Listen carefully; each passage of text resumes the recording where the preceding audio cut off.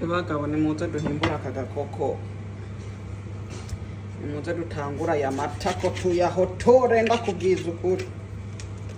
Ntabwo kumpire ku buzima ngomba guteka, ngomba kugateka nse ndagakaranga gusa, ntabwo tukagira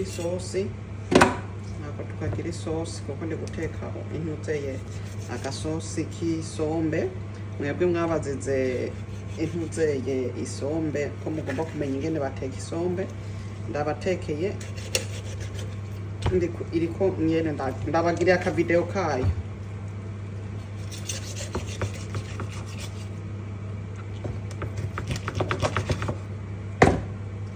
Nza gutegura aka gakoko,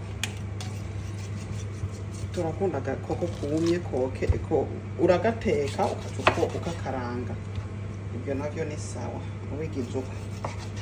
Wowe ukunda guteka agakoko gute? Nutuyagire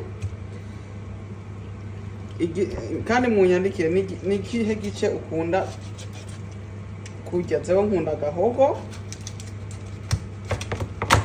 ndaboneka ko inkoko yari ifise agahogo karekare. Zewe nkunda agahogo, hama nkongera nkakunda aka kababa.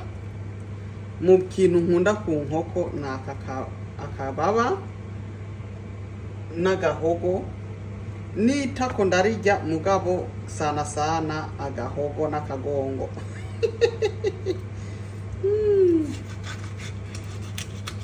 Ntumbaze aka kanuze aka gatuza benshi baragakunda, mugabo zewe inyama iri kwigufa kuri jewe ni danze, niyo dukunda kurya. Yishwanyagura uku nyene. Hari abakunda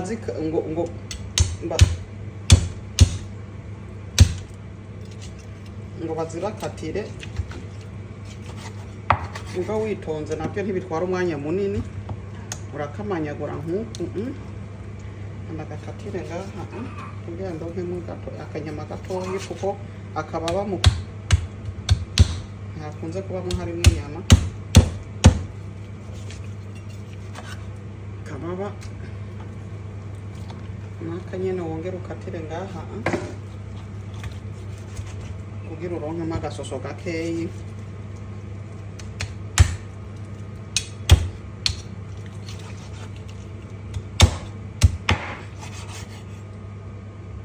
Terereko iki rero ugomba kugikatamwo ukagira uku kane, sendikate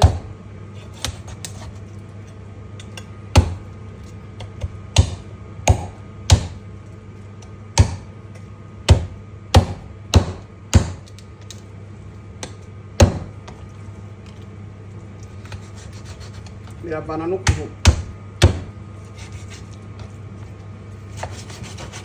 Iraryoha iri kwigufa, reka tuyiteke uku nyene, ntabwo turi benshi. Ibi nibyo dukuyemo, hama rero ugatogoteshe n'akunyu n'ibirungo ukaca ugakaranga. Ibi bintu biroroshe.